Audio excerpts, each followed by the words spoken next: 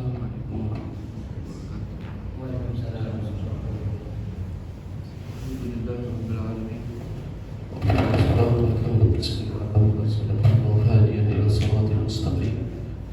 نبينا محمد وعلى آله وصحبه الطيبين ورضي الله عن الصحابة من الأنصار والمهاجرين وعنا معهم وفيهم برحمتك يا أكرم الأكرمين. ثم أما بعد فرب اشرح لي صدري ويسر لي أمري واحلل عقدة من لساني يفقهوا قولي.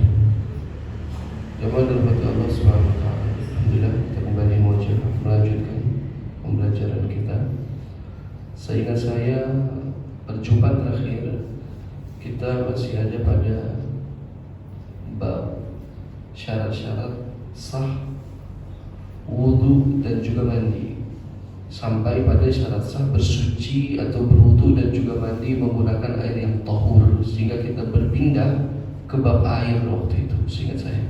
Dan sudah dijelaskan macam-macam air, ada yang tahur, ada yang tahir, ada yang mutanajis.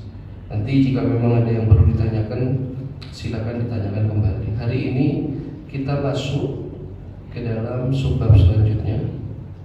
Setelah kita menyelesaikan bab wudu, dilanjut dengan sedikit tambahan tentang air, yaitu hari ini kita masuk kepada babul ghusl, bab yang berbicara tentang mandi.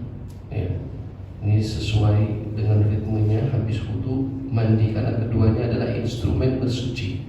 Yang satu instrumen bersuci hadas kecil, satu instrumen bersuci hadas besar yang ditetapkan oleh Allah Subhanahu wa taala bagi siapapun yang berhadas. Di bab ini atau di bab ghusl, di bab mandi, akan terbagi menjadi tiga bab. Yang pertama kita akan berbicara tentang asbabul ghusl, penyebab mandi. Yang kedua kita akan berbicara tentang kaifiyah, tata cara mandi sesuai dengan aturannya, dari yang wajib dan sunnahnya akan dibahas di situ. Jadi di bab ini, bab pertama akan kita berbicara asbabul ghusl, penyebab mandi. Penyebab mandi terbagi menjadi dua. Nanti ada yang wajib, ada yang sunnah. Maka sederhananya penyebab mandi ada yang wajib, mewajibkan orang mandi jika penyebab itu terjadi. Ada yang sunnah, jika penyebabnya terjadi disunahkan. Nah itu kan kita klasifikasi, kan kita bahas satu persatu. Lepas bahas bab penyebab, kita langsung masuk ke dalam materi kaifiyah. Bagaimana tata caranya sehingga mandi kita sah. Lalu bagaimana sunnah-sunnahnya sehingga mandinya lebih sempurna lagi pahalanya. Itu yang akan kita bahas di bab ini. Bismillahirrahmanirrahim. Pertama kita masuk kepada asbabul ghusl, penyebab mandi. Penyebab mandi yang pertama adalah yang wajib dulu, yang kita bahas, bukan yang sunnah. Penyebab yang wajib, yang mewajibkan orang mandi, atau disebut dengan mujibat al-ghusl, hal-hal yang mewajibkan orang mandi. Jika terjadi salah satu daripada mujibat, daripada hal yang mewajibkan ini kepada seseorang, maka orang itu wajib bagi dia untuk mandi. Ya. Wahya qisman, penyebab wajib mandi ini terbagi lagi menjadi dua. Ma yahtassu bin nisa, ada yang khusus terjadi hanya bagi wanita saja. Wa ma yashtariku fihi ar-rijal wan nisa, ada yang berlaku bagi wanita dan laki-laki sama. Kita akan berbicara yang berlaku bagi laki-laki dan wanita sama. Yang khusus untuk wanita apa contohnya? Nifas, haid, wiladah, melahirkan, nifas dan juga haid. Jika salah satu dari tiga ini terjadi pada seorang wanita, maka diwajibkan bagi dia untuk mandi. Jadi tiga khusus untuk wanita, dan tiga sisanya berlaku bagi wanita dan juga laki-laki. Apa saja itu? Yang pertama al-jima', jima', berhubungan badan. Yang kedua, khurujul mani, keluar mani. Yang ketiga, al-maut, kematian. Ini tiga berlaku bagi laki dan perempuan. Salah satunya terjadi bagi laki ataupun perempuan wajib mandi. Hubungan badan wajib mandi laki dan perempuan. Keluar mani wajib bagi laki dan perempuan. Kematian wajib mandi bagi laki-laki dan perempuan. Akan kita jelaskan satu persatu. Ya. Adapun haid, nifas dan melahirkan akan dibahas di bab haid insyaallah, karena itu khusus bagi wanita. Penyebab yang pertama kita sebut dengan jima. Ya, mungkin kemarin sempat sedikit kita telah singgung masalah ini. Apa yang dimaksud dengan jima? Di dalam terminologi fikih, yang dimaksud dengan jima itu berhubungan badan yang wajib mandi adalah ilajul hasyafati fil farji, yaitu memasukkan hasyafah, kepala batang zakar laki-laki, secara sempurna ke dalam farji. Inilah yang disebut dengan jima. Saya ulang, jima, kalau dibilang jima yang membuat orang wajib mandi, itu adalah apa? Ilaj yang pertama. Apa artinya ilaj? Memasukkan. Yang kedua, al-hasyafah. Hasyafah artinya ra'sul zakar, kepala zakar laki-laki. Ilal farji, ke dalam farji. Apa yang dimaksud dengan farji? Yang dimaksud dengan farji, kullu ma yusamma farjan sawa'un akana qubulan am dubura. Semua yang tergolong kata-kata farji, apakah itu lubang kubul, tempat buang air kecil, au duburan, atau lubang dubur, tempat buang air besar. Mohon maaf, ini kita bukan bicara porno, tetapi kita sedang berbicara hukum. Min adamiyin, dari manusia, au ghairihi, ataupun selain manusia, hayyin, hidup, au mayyitin, ataupun mati. Maka farji itu begitu luas artinya, bukan vagina sebagaimana diartikan oleh sebagian orang, ya, kelamin atau kubul wanita.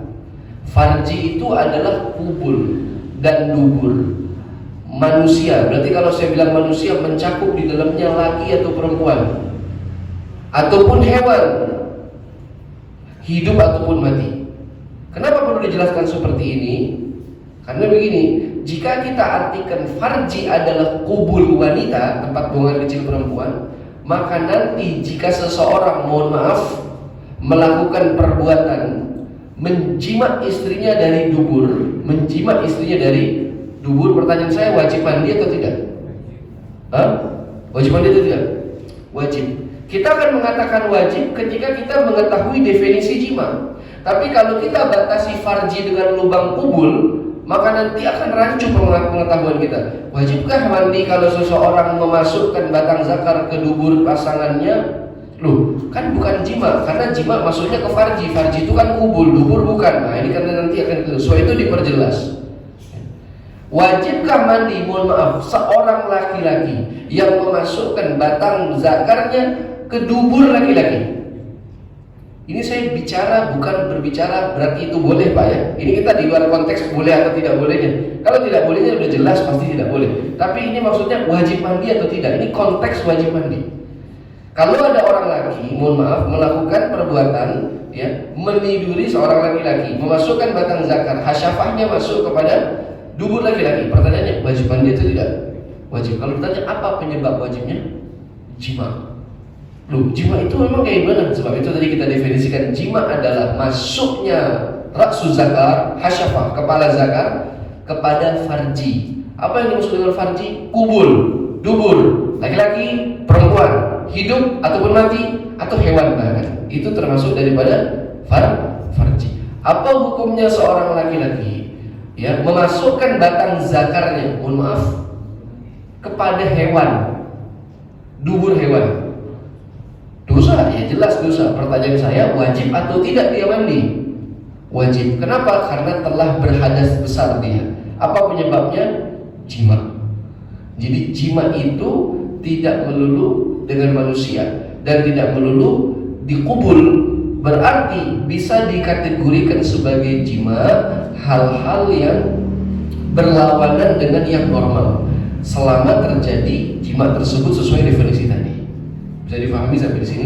Jadi kalau dibilang farji itu bukan cuma punya perempuan saja, punya laki-laki juga kubulnya dibilang farji, dubur laki-laki juga dibilang farji, manusia farji, hewan farji, orang yang mati farji. Mohon maaf, ada perempuan sudah meninggal, suaminya memasukkan batang zakarnya kepada kubulnya, wajib mandi atau tidak si laki-laki tersebut? Wajib, karena hidup ataupun mati. Jelas sudah nih kira-kira ya. Jadi dikatakan seseorang telah berhadas besar dengan jima harus memasukkan kepala zakarnya secara sempurna ke dalam farji. Jelas tidak ini kira-kira? Rasul zakar itu kepala zakar Pak, yang habis disunat itu ya, itu namanya rasul zakar, hasyafah namanya ya. Kalau dalam fikih biasa disebut hasyafah atau kamrah ya. Nah, jadi kalau itu belum masuk sempurna, belum wajib itu, belum wajib ya. Jadi kalau misalnya ada orang yang bertanya baru nikah, pengantin baru, Ustaz, apa hukumnya saya sedang tamattu', bermesraan dengan istri, ya kan, mencari kesenangan, wajarlah pengantin baru kan gitu. Terus menempelkan raksu zakar, batang zakarnya, kepalanya ke bagian kubul istrinya. Mohon maaf ya, ini kita bukan bicara porno, tapi kasus ini banyak terjadi dan orangnya malu tanya, dia bingung, ya kan?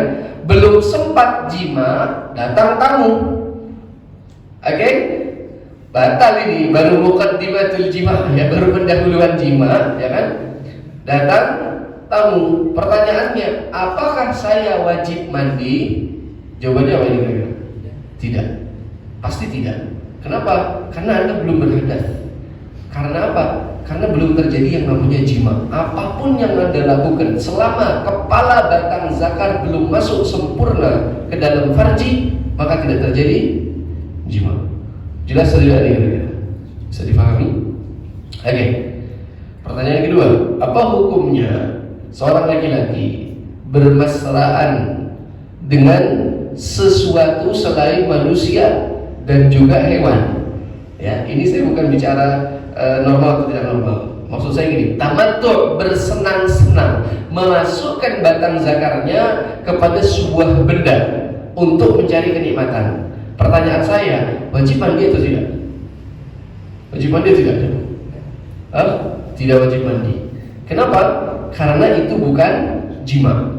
Karena tidak masuk dalam definisi jima. Ketika dia masukkan batang zakarnya kepada sebuah benda, walaupun dia menikmati itu, ya, selama tidak terjadi penyebab yang lain, ya, penyebab yang lain keluarnya mani. Ini belum berbicara itu. Penyebabnya kita berbicara jima. Apakah dia bisa dikatakan wajib mandi? Tidak. Karena itu bukan jima. Karena itu bukan farji. Bisa difahami sampai sini? Oke.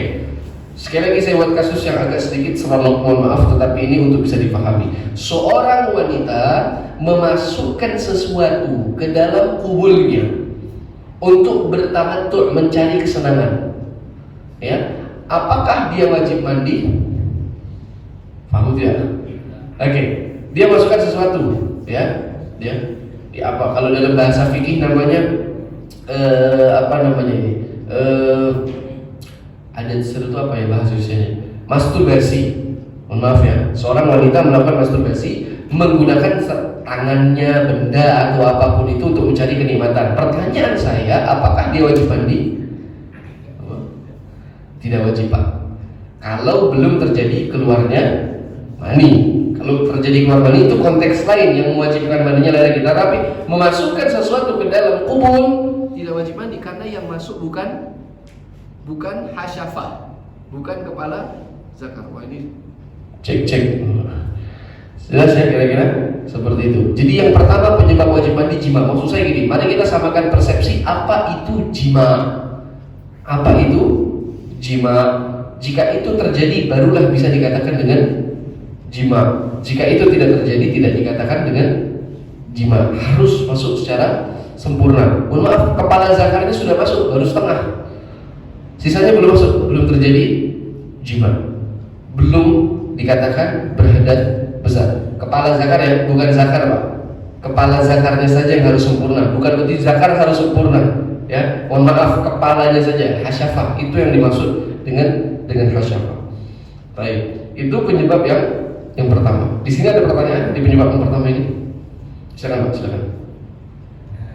Tadi yang belum sempat itu yang pengantin baru tadi walaupun intinya sih di kepalanya itu ya, Pak. Iya.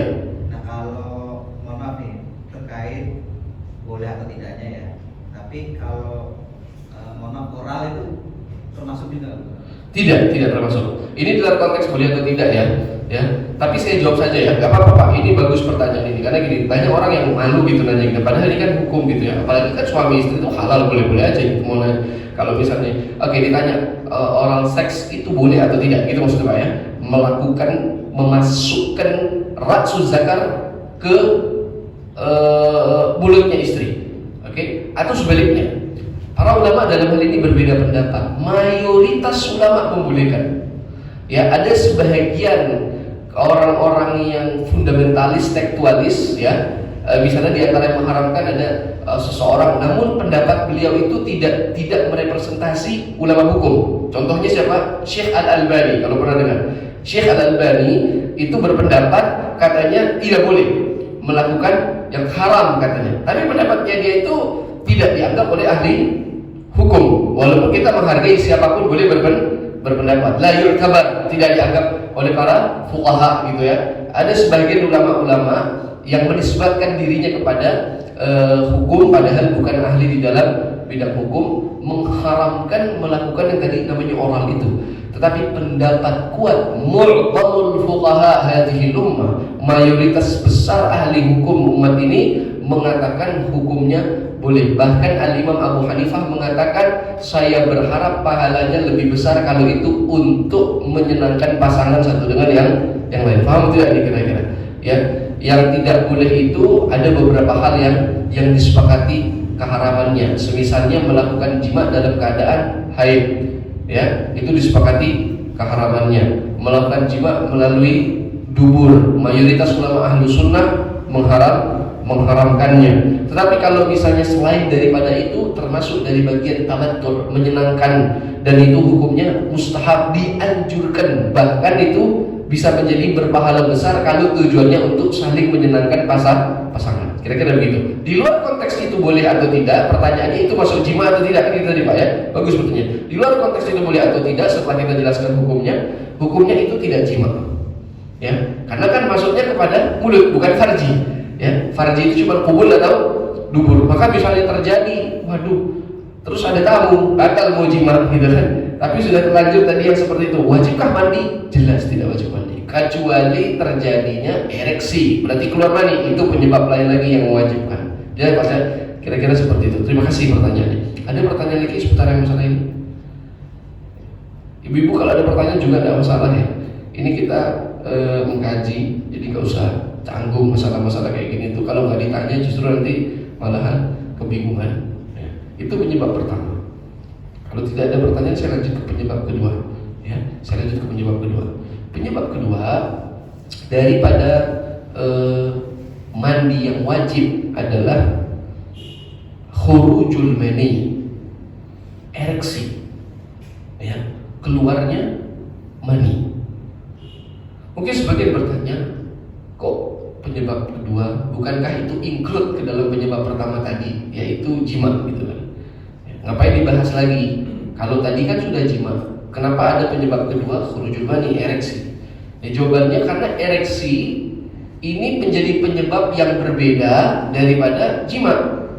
Karena seseorang bisa jima tanpa ereksi dan bisa ereksi tanpa jima, dan itu menjadi penyebab yang berbeda. Kalau ada orang jima tanpa ereksi, tidak sempat keluar mani, wajib mandi, karena penyebab wajibnya adalah jima itu sendiri gitu. Dan ada orang ereksi keluar maninya tanpa melakukan jima, wajib mandi juga, itu menjadi penyebab sendiri. Sebab itu dibedakan antara khurujul mani, ereksi atau keluarnya mani, dengan al-jima, yaitu jima yang tadi kita jelaskan penyebab pertama. Bisa dipahami sampai di sini? Oke. Masalahnya apa yang dimaksud dengan khurujul mani atau ereksi? Para ulama dalam hal ini terjadi perbedaan pendapat. Al-Imam Syafi'i dan madhabnya mendefinisikan ereksi yang menyebabkan orang berhadas sehingga wajib mandi adalah ya idza baraza ay la yujibu al-ghusla illa idza baraza, harus mengeluarkan cairan mani tersebut. Baraz itu artinya keluar, yang terlihat cairan itu, nampak cairan itu. Ay kharaja, baraza itu artinya kharaja, harus keluar daripada kubul seseorang, laki-laki ataupun perempuan. Falau baqiya al-maniyu fi qasabati dzakar fala yajibu al-ghusl. Maka menurut pendapat ini, kalau mani tersebut tidak keluar dari batang zakarnya, ya, maka dia tidak wajib melakukan mandi. Ini berbeda dengan pendapat Imam Ahmad bin Hanbal, yang mana dalam mazhab Hambali definisi daripada khurujul mani adalah al-istimta', yaitu klimaks. Dan klimaks tidak mesti keluar mani. Maksudnya begini, boleh jadi mani itu tertahan sehingga dia tidak keluar nampak, ya, ditahan. Ini bisa terjadi pada wanita dan mungkin kepada laki-laki dalam kasus-kasus tertentu. Yang penting dia merasakan klimaks, walaupun mani itu tidak nampak, maka sudah wajib mandi. Kalau Imam Syafi'i kaitannya bukan kepada klimaks keluarnya mani. Sebab itu gini Pak, kalau pakai mazhab Syafi'i repotnya gini. Mohon maaf ya, kalau habis seseorang melakukan jima, ya, terus dia mandi langsung. Habis mandi, berapa menit kemudian dia mau buang air kecil. Pada saat dia mau buang air kecil, ada sisa mani di batang zakar yang tadi belum keluar, ikut keluar saat dia buang air kecil. Ini kalau yang sudah pernah terjadi mungkin paham maksud saya. Paham atau tidak kira-kira gambar? Kalau yang sudah berumah tangga ya. Jadi orang kalau habis jima kan spermanya keluar. Oke. Kadang-kadang ada orang yang udah langsung mandi aja, dia tidak membersihkan sisa sperma yang mungkin masih tersisa di batang zakar. Kadang-kadang masih suka ada. Sebab itu pada saat dia buang air kecil, itu kan harusnya kalau buang air kecil itu lurus, jadi pecah kemana-mana karena ada sesuatu yang ikut keluar. Itu sisa mani. Dalam mazhab Syafi'i wajib mandi lagi dia itu. Loh, kalau ditanya apa penyebabnya? Penyebabnya kamu keluar mani. Tapi kan saya tidak klimaks, itu kasih sayang tadi. Dalam perspektif mazhab Syafi'i, ereksi yang wajibnya mandi adalah ketika mani itu keluar. Mau Anda klimaks ataupun tidak klimaks, mau itu sisa mani yang tadi ataupun mani yang baru, terserah. Faham tidak nih kira-kira saya? Oke, ini batang zakar, mani keluar saat kita jima. Ini saat orang ereksi. Kok ereksi? Saya salah ya bahasanya tadi, bukan ereksi harusnya. Apa bahasanya Pak? Ejakulasi. Mohon maaf, ereksi kok salah ya. Mohon maaf, keliru. Saat ejakulasi. Oke. Ya, jadi saya koreksi ya yang dari tadi ereksi. Ereksi itu kan apa ya? Zakar saat pertama kali bersyahwat itu ereksi. Ya. Saat ejakulasi. Jadi ketika terjadi ejakulasi, mani itu keluar. Seret, maninya keluar. Ini namanya khurujul mani. Wajib mandi dia Pak. Kadang-kadang di batang zakar itu masih ada sisa-sisa mani, ya, ejakulasinya sudah terjadi, klimaksnya sudah terjadi, tapi masih ada sisa. Makanya sunnah Pak dalam mazhab Syafi'i, kalau kita habis keluar mani, sebelum mandi besar, buang air kecil dulu, untuk memastikan bersihnya mani yang ada di batang zakar. Ya, buang air kecil dulu. Kenapa? Sayang-sayang Bapak sudah mandi, ya, pas habis mandi mau sholat, ya, atau habis sholat buang air kecil. Pada saat kita buang air kecil, sisa yang tadi ikut keluar lagi, itu kedorong lagi dia, yang masih ada sisa. Walaupun cuma sedikit, ya, maka itu wajib mandi lagi. Kalau tanya apa penyebabnya? Khurujul mani.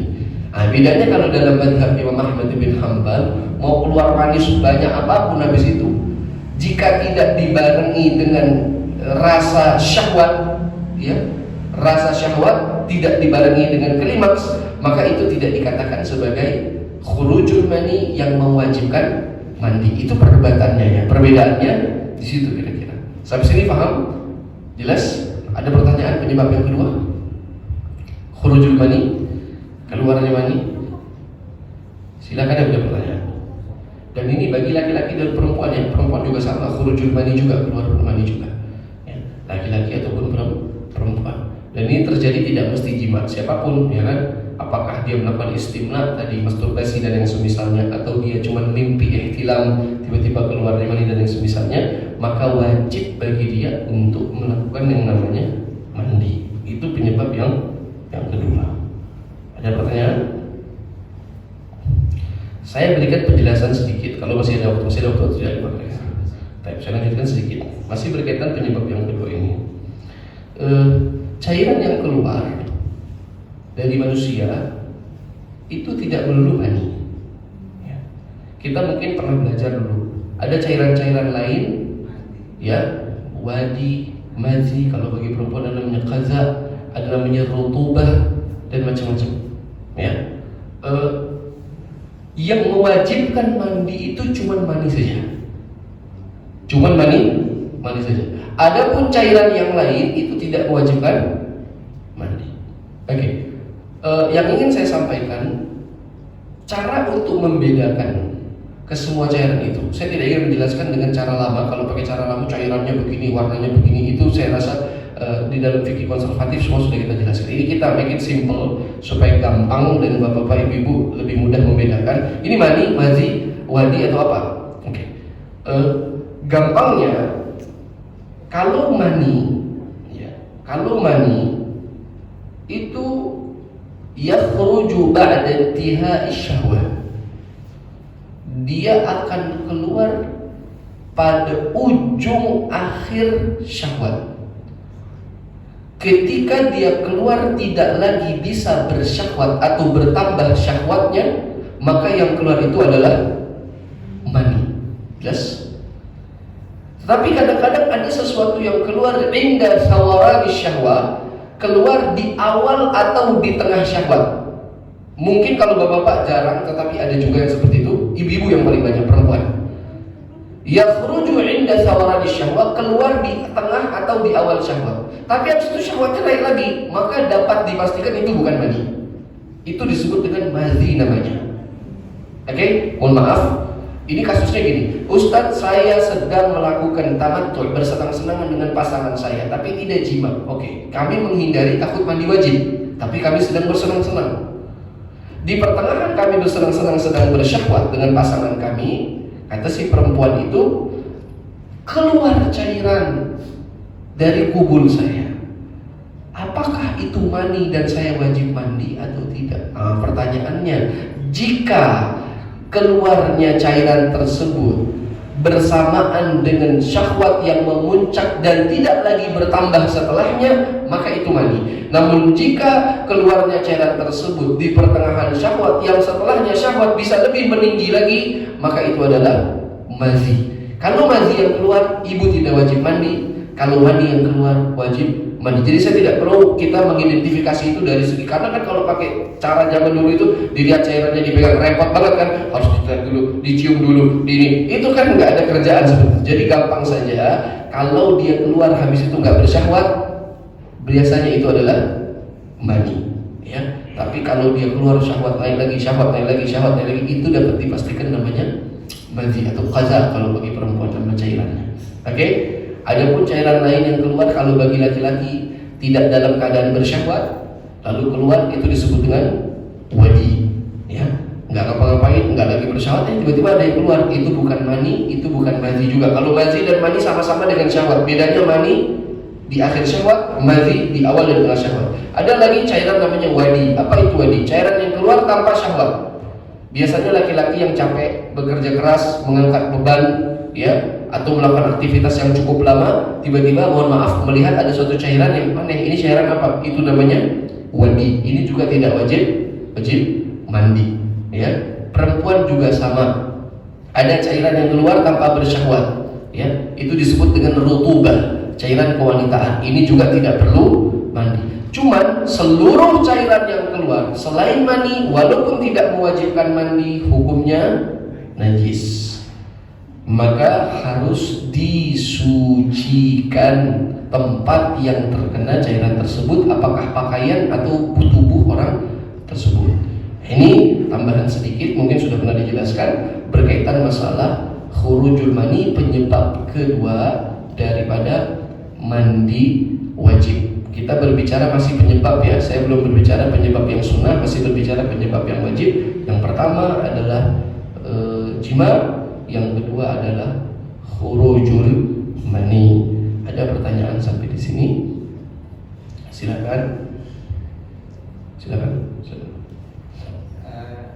Ini terkait mandi, Ustaz, ada beberapa kondisi, misalkan cuaca ekstrim dingin atau kalau nggak ada air gitu kan, misalkan kekeringan gitu kan, mungkin tayamum ya atau nah itu prakteknya seperti apa kalau daerah itu kebetulan dingin lah di kutub ataupun nah itu mandi wajibnya gimana kan, kondisinya dingin banget atau kondisinya nggak ada air sama sekali. Jadi tayamum salah satu instrumen taharah yang tidak hanya berfungsi sebagai pengganti fungsi wudhu, dia juga berfungsi sebagai pengganti fungsi mandi. Saya tidak katakan pengganti wudhu dan pengganti mandi karena itu nanti redaksinya berubah sedikit, maksudnya jadi lain. Akan saya jelaskan di bab tayamum. Jadi tayamum itu pengganti fungsi mandi, dia tidak bisa menggantikan mandi. Sebab mandi mengangkat hadas, tayamum tidak bisa mengangkat hadas. Wudhu mengangkat hadas, tayamum tidak bisa mengganti wudhu sebagai pengangkat hadas. Dia bisa menggantikan fungsinya wudhu. Apa fungsinya wudhu? Membolehkan orang sholat.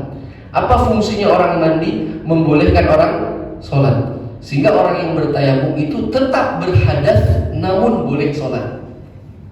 Jadi tayamum itu tidak mengangkat hadasnya, dia mengganti fungsi mandi, bukan menggantikan mandi. Karena kalau dia menggantikan mandi, berarti hadasnya hilang. Hadasnya nggak hilang, Pak. Kalau dia menggantikan wudhu, hadasnya hilang. Tayamum menggantikan fungsinya mandi dan fungsinya wudhu. Jadi kalau tanya dalam keadaan seperti itu, apakah boleh tayamum? Sangat boleh, ya. Karena tayamum bukan hanya pengganti fungsi wudhu, dia juga menjadi pengganti fungsi mandi. Maka ketika dalam keadaan junub kita perlu mandi besar atau suci daripada haid, seorang wanita harus mandi besar, ya kan? Lalu dia tidak memungkinkan mandi dengan alasan-alasan yang dibenarkan. Nah, nanti di dalam bab tayamum akan dijelaskan alasan yang membenarkan orang untuk tayamum apa saja. Termasuk diantaranya salah satunya adalah kedinginan yang sangat begitu dingin, ya. Maka hukumnya boleh bagi dia tayamum. Tata caranya bagaimana? Sama. Tata cara tayamum sebagai pengganti wudhu sama dengan tayamum sebagai pengganti mandi, caranya tidak ada perbedaannya. Kira-kira seperti itu. Jadi, kalau berarti masih boleh ya kan, dalam kondisi masih belum suci, punya hadas besar, cuma mungkin lagi di atas gunung, punya hadas, pengen mandi kan dingin, jadi bisa sholat atau bisa sholat ya? Bisa. Kalau kasusnya itu, tadi saya lupa.